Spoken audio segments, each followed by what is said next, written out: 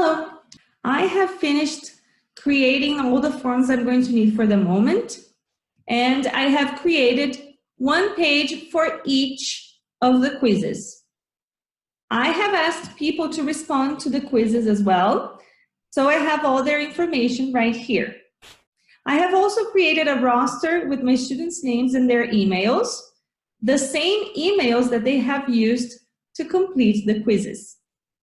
And I have created a report card with a very simple layout. Let the magic begin now. What we want now is to create a list right next to the student's name, so I don't have to type it in all the students' names again. I already have their names on the student's roster.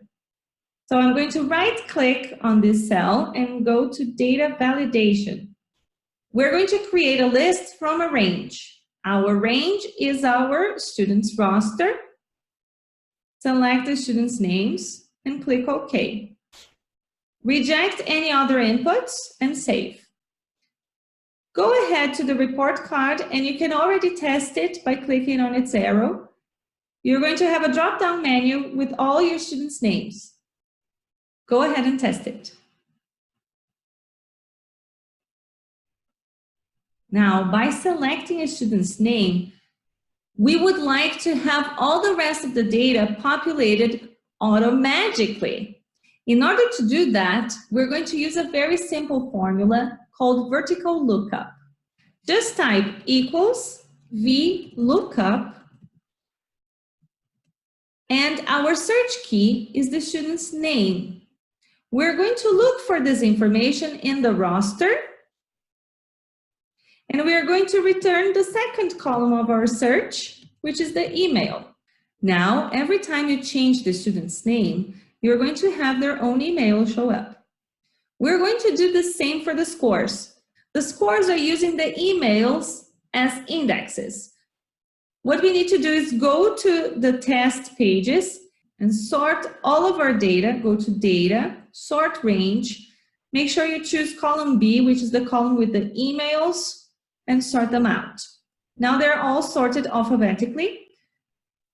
This is going to prevent the data from getting confused. Select the formula, vertical lookup. The search key is the email. We're going to search in the test. Select the emails and the scores, return the second column, and voila. Do the same for the other ones.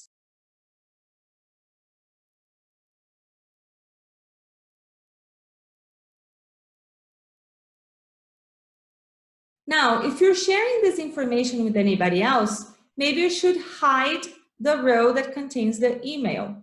And if you want to make this data even more visual, you can select the tests and the scores and insert a chart.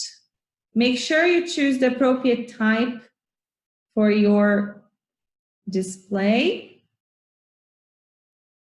This chart can enable teachers to better visualize where the students need more help.